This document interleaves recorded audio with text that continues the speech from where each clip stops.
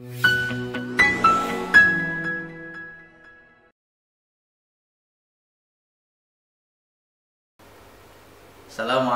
warahmatullahi wabarakatuh.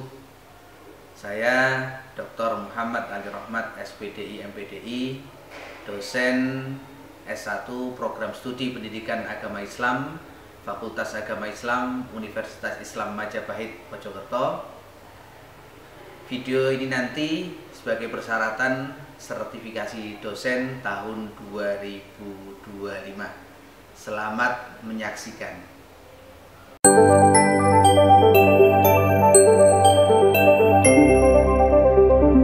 Assalamualaikum warahmatullahi wabarakatuh. Waalaikumsalam warahmatullahi wabarakatuh. Al-Fatihah.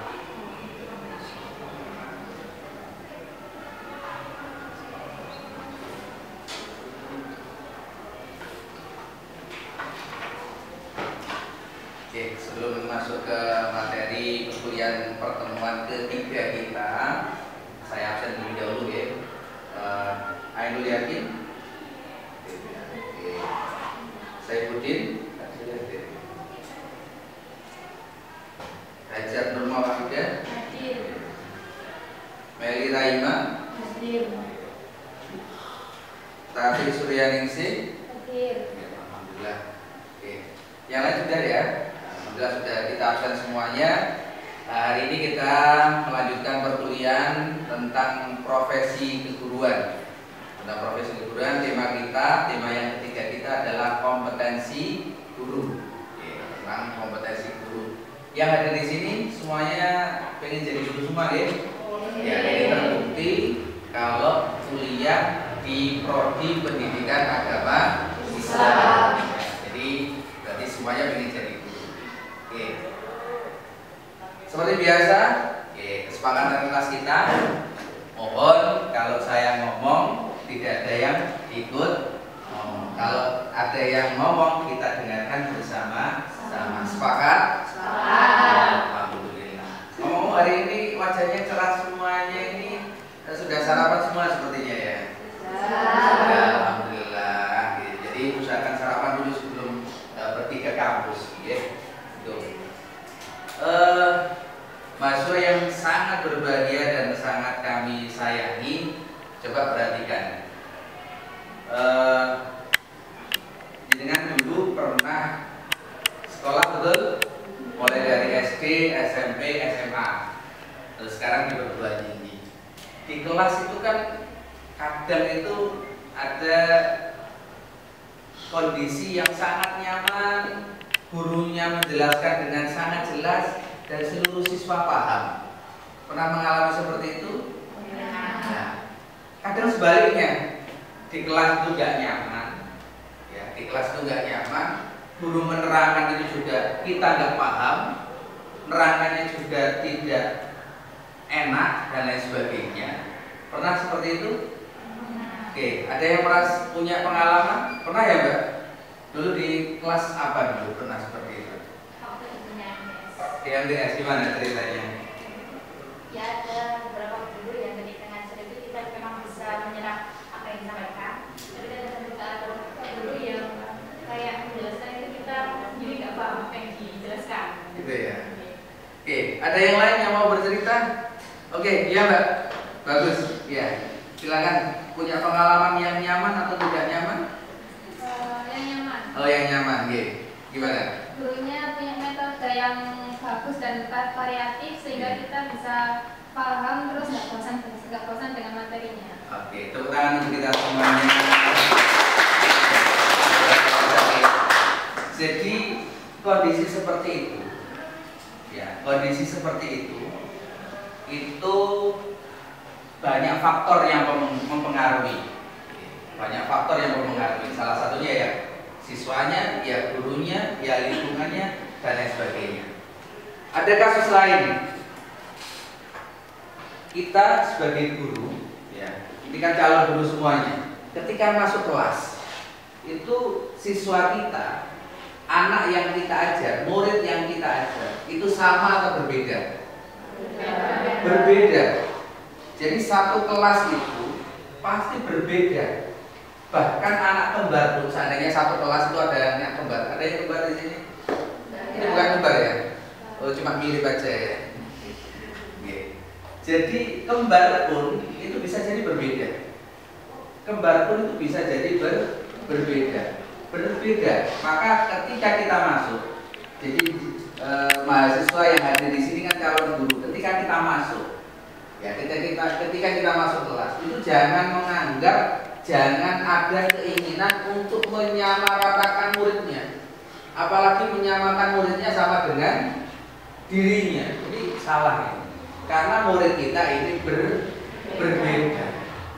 Maka untuk menghindari hal-hal yang tidak kita inginkan, untuk bisa mengajar dengan baik, nah, maka kita ini harus punya kompetensi. Apa? Kompetensi. Harus punya kompetensi.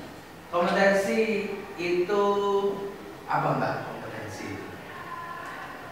Satu kata saja. Kompetensi adalah satu kata saja. Ketika saya ngomong kompetensi muncul apa, Pak? Kompetensi, kemampuan. Ada lagi yang lain? Perencanaan pembelajaran. Ada yang lain? Keterampilan. Ya, tepuk tangan sekalian untuk kita semuanya. Gak apa-apa ya, bolak-balik tepuk tangan ini. Oke. Ya, biar semangat ya, biar semangat. Jadi sekali lagi mari kita bulatkan tekad, kalau jadi guru ya, itu harus yang kompeten. Jangan jadi guru yang abal-abal.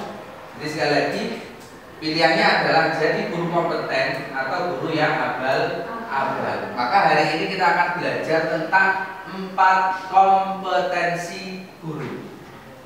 Sekali lagi 4 kompetensi guru. Sebelum ke sana, kita harus satu visi misi dulu. Oke. Kita harus yang hadir di sini harus satu visi misi dulu. Ya. Kira-kira kita siap belajar atau tidak? Siap belajar atau tidak? Siap. Kalau siap, kita masuk ke materi 4 kompetensi guru. Ya. Jadi 4 kompetensi guru. Jadi dalam Undang-Undang Nomor 14 Tahun 2005 tentang guru dan dosen itu ada 4 kompetensi guru. Yang pertama adalah kompetensi pedagogi. Yang kedua kompetensi kepribadian. Yang ketiga kompetensi sosial. Yang keempat kompetensi profesional. Hafal semuanya? Oh, karena ada ini. Nah, tapi saya yakin kalau mahasiswa Fakultas Agama Islam, Prodi Pendidikan Agama Islam, kalau 4 hal ini ya hafal kabeh, hafal semuanya. Alhamdulillah. Oke. Kompetensi itu apa sih? Kompetensi itu adalah seperangkat pengetahuan. Seperangkat, bukan satu perangkat saja. Jadi kalau misalnya nanti dengan itu ya, saya nikahkan dan saya kawinkan dengan mas kawin seperangkat alat sholat misalnya, seperangkat. Jangan mau kalau sajadannya saja.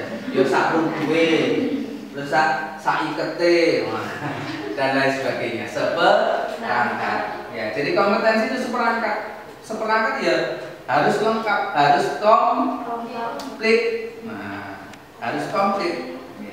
Jadi seperangkat pengetahuan, ya, pengetahuan, keterampilan, sikap dan nilai yang harus dimiliki seorang guru agar dapat melaksanakan tugas dan tanggung jawab secara efektif dan profesional. Jadi seperangkat pengetahuan, sikap, nilai yang harus dimiliki oleh seorang guru. Guru tidak cukup hanya punya ijazah, bukan cukup. Guru tidak cukup bisa ngomong, tidak cukup. Ya, guru tidak cukup berpenampilan menarik, tidak cukup. Wah, ini kayaknya sudah perawatan semuanya ya ini ya, Masya Allah. Ini ya sudah mahasiswa ya. Jadi ada 4 kompetensi ini. Ada 4 kompetensi. Nah, yang pertama adalah kompetensi pedagogi. Ya, kompetensi pedagogi itu paling tidak, atau bahasa singkatnya, bahasa sederhananya, guru itu harus tahu caranya mengajar. Guru itu harus tahu caranya mengajar. Nah, kalau belajar sendiri mungkin bisa deh. Kita belajar memahami buku bisa. Tapi kemampuan kompetensi pedagogik itu bagaimana kita memahamkan orang. Bukan hanya untuk memahamkan diri sendiri. Jadi harus bisa memahamkan orang lain, tidak cukup untuk memahamkan diri sendiri. Nah, kebetulan ini di gambar ini yang masih fresh, masih hangat. Nah, ini adalah pembelajaran mendalam. Ya, hari ini ya, jadi dari Kementerian Pendidikan ini mencanangkan satu program pendekatan mendalam, pembelajaran mendalam. Ya, pembelajaran mendalam itu bahasa lainnya adalah deep learning. Nah, guru ini salah satunya ya. Banyak macam-macam pendekatan dalam pembelajaran. Ini salah satunya lah. Guru ini harus bisa caranya ngajar. Salah satunya dengan pendekatan pembelajaran mendalam. Ini salah satu saja. Nah, sekali lagi, nah, ya bagaimana caranya memahamkan orang lain? Bagaimana memahamkan siswa? Nah, ini dinamakan kompetensi pedagogik. Selanjutnya, nah, ini juga yang tadi saya sampaikan, murid ini berbeda. Murid ini berbeda. Maka tugas guru adalah memahamkan mereka. Yang sudah paham, ya sudah.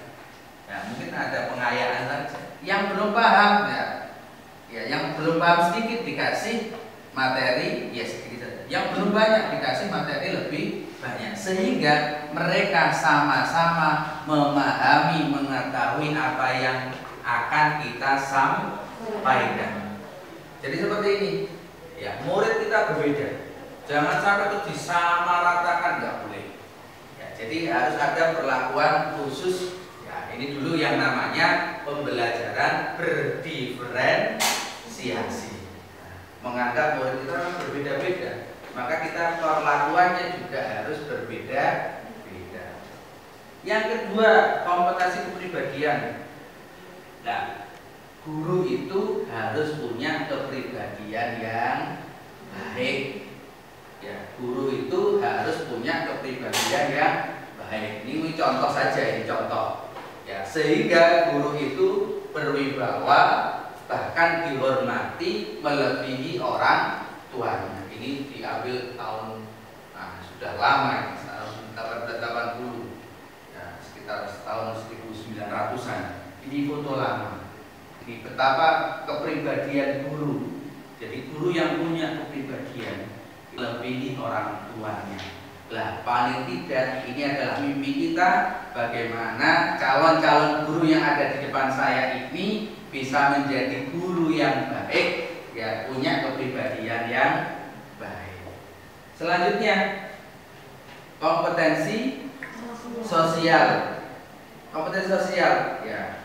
Kompetensi sosial. Nah, ini jadi guru itu bagaimana bisa secara sosial. Jadi secara sosial ini punya kemampuan untuk diidolakan oleh muridnya dan juga diidolakan oleh tokoh masyarakatnya. Oh ya, mohon maaf, ini harusnya 3 harusnya 3 kompetensi sosial, ya. Harusnya 3, ini salah ketik ini. Jadi guru itu secara sosial, ya, secara sosial itu juga di masyarakat itu dihargai, ya, dianggap guru, ya. Bahkan dulu sampai di desa itu kalau guru itu tidak tahu namanya. Karena apa? Karena dia panggil Pak Guru. Oh, yang Pak Guru itu, ya. Sampai nggak tahu namanya karena biasa dipanggil Pak Guru. Nah, jadi guru itu, ya, kalau bisa secara sosial itu bagus sehingga diidolakan oleh muridnya, juga diidolakan oleh masyarakatnya, mungkin diundang kemana-mana gitu, ya. Jadi termasuk ini, jangan sampai ada guru. Nah, ini calon-calon guru. Jadi jangan sampai ada guru yang ada di sini nanti jadi guru, Tapi kalau misalnya waktunya kerja bakti tidak ikut bergabung, nah, jangan sampai. Berarti selesai kompetensi sosial. Yang keempat adalah kompetensi profesional. Ya, jadi guru itu, ya, guru yang profesional, wayai mengajar ya mengajar, wayai istirahat ya istirahat, ojo dibolak. Jadi waktunya ngajar ya ngajar, waktunya tidak mengajar ya nggak usah ngajar. Ya, jadi disiplin dalam mengajar. Selain itu juga mau belajar. Nah ini kebetulan kemarin kita baru Fakultas Agama Islam baru saja bekerja sama dengan MKKS atau MGMP PAI Kabupaten Mojokerto untuk melaksanakan fokus group discussion. Guru-guru ini mau belajar. Jadi kompetensi profesional itu guru itu mau belajar, tidak cukup dengan ilmu yang sudah dimiliki. Kenapa? Karena ini contoh, beliau ini guru-guru senior, kuliah pendidikannya sudah dulu. Kalau sekarang tidak mau belajar, ya tidak tahu perkembangan.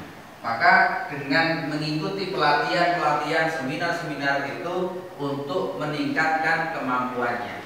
Jadi disiplin dalam mengajar, mau belajar sehingga dapat tunjangan.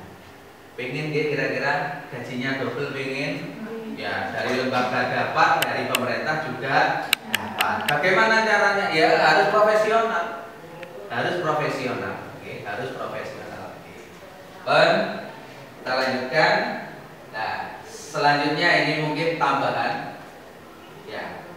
Jadi dari beberapa hal itu kita sebisa mungkin menjadi guru yang wajib. Guru yang wajib itu apa? Yang kehadirannya itu sangat penting. Nah, kehadiran sangat penting. Kalau tidak ada beliau, ya dunia terasa hampa. Itu guru wajib. Guru sunnah, ya nek ono ya alhamdulillah. Kalau tidak ada ya tidak apa-apa. Nah ini guru sunnah. Nah, guru yang ubah ada ya apa-apa, ya tidak ada ya tidak apa-apa. Nah ini guru yang ubah. Ya ada yang makruh lah. Jangan sampai jadi guru yang makruh. Ya nek guru yang makruh itu lebih baik tidak ada. Kalau ada ya biasa. Tapi kalau tidak ada malah alhamdulillah. Nah, ini jangan. Apalagi menjadi yang guru, oh ini bahaya. Yang kehadirannya sangat tidak dinantikan. Ketika masuk kelas, assalamualaikum. Aduh, Pak ini mana? Orang ini lagi misalnya. Nah, jangan sampai seperti itu. Okay? Jangan sampai seperti itu. Jadi sebisa mungkin kita jadi guru yang kompeten, jadi guru yang wajib, sehingga kehadirannya dinantikan oleh murid-muridnya. Siap menjadi guru yang kompeten? Siap. Siap? Siap. Alhamdulillah. Oke, ini tambahan dengan agama hidup menjadi terarah. Ya, ini juga termasuk kompetensi kepribadian. Jadi secara pribadi harus punya agama yang baik. Nah, dengan ilmu hidup menjadi mudah, dan dengan seni hidup menjadi indah. Terakhir, toko buah menjual durian, enaklah rasa berbau wangi. Mahasiswa apa yang paling keren? Pasti sudah pasti mahasiswa PAI.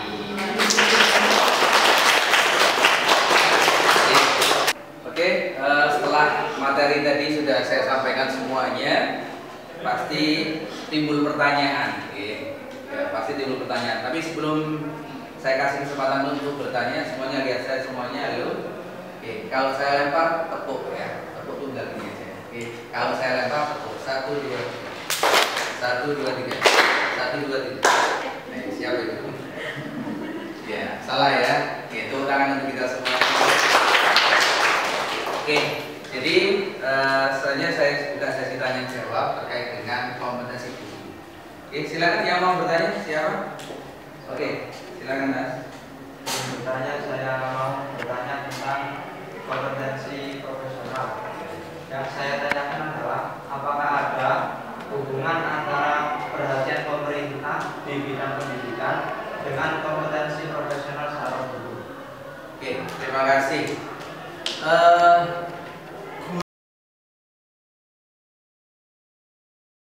Satu, perhatian pemerintah. Jadi kalau ada guru profesional sudah mengikuti seluruh tahapan, seluruh kewajibannya, maka berhak mendapatkan tunjangan. Harapannya adalah dengan dia profesional, dengan dia dikasih tunjangan, harapannya kinerjanya semakin naik. Kalau sudah profesional, sudah dikasih tunjangan, kok kinerjanya turun, berarti ada sesuatu yang salah. Nah, dan semoga itu tidak terjadi kepada kita semuanya. Dan semoga nanti semuanya lulus tepat waktu, dan langsung diterima di lembaga-lembaga pendidikan, dan juga bisa segera menjadi guru profesional dan mendapatkan tunjangan. Amin ya Rabbal alamin. Ya, harapannya dengan dikasih tunjangan kinerjanya meningkat, tidak menurun. Seperti itu. Ada lagi? Oke, silakan Pak. Ini Pak, saya mau tanya tentang kompetensi pedagogik ya Pak. Ya. Bagaimana hubungan antara kompetensi pedagogik dan keberhasilan proses pembelajaran? Oke, hubungan antara kompetensi pedagogik dengan kesuksesan kegiatan pembelajaran. Coba kita cek dari 4 kompetensi ini. Ya, ini kompetensi pedagogik ini mungkin satu-satunya yang ada hubungannya dengan kegiatan di dalam kelas. Kalau dihubungkan ya semuanya pasti ada hubungannya. Tapi yang paling dominan ya itu adalah yang kompetensi nomor 1. Ini sangat identik dengan pembelajaran. Maka kalau kompetensi pedagogiknya bagus, maka kemungkinan besar pembelajaran di kelas juga akan sukses. Karena gurunya bisa ngajar. Ya, karena gurunya bisa ngajar. Karena ada satu pendapat tokoh yang mengatakan tidak ada anak bodoh. Tidak ada anak bodoh. Yang ada adalah anak yang belum bertemu dengan guru yang mengajar dengan baik, dengan cara yang tepat. Kalau guru itu sudah mengajarnya dengan baik dan cara yang tepat, insya Allah siswanya akan paham. Tujuan pembelajarannya juga bisa sukses. Kalau guru tersebut memiliki kompetensi pedagogik, tahu caranya mengajar. Itu kompetensi pedagogik. Tapi sekali lagi tidak cukup itu, tidak cukup nomor 1, tapi juga harus punya kepribadian yang baik, juga secara sosial juga baik, sehingga terus meningkatkan keprofesionalismenya sebagai seorang guru, terus belajar, mengikuti seminar dan lain sebagainya. Seperti itu, ya, itu sudah materi, sudah tanya jawab sudah. Yang terakhir ini adalah pantun untuk kita semuanya.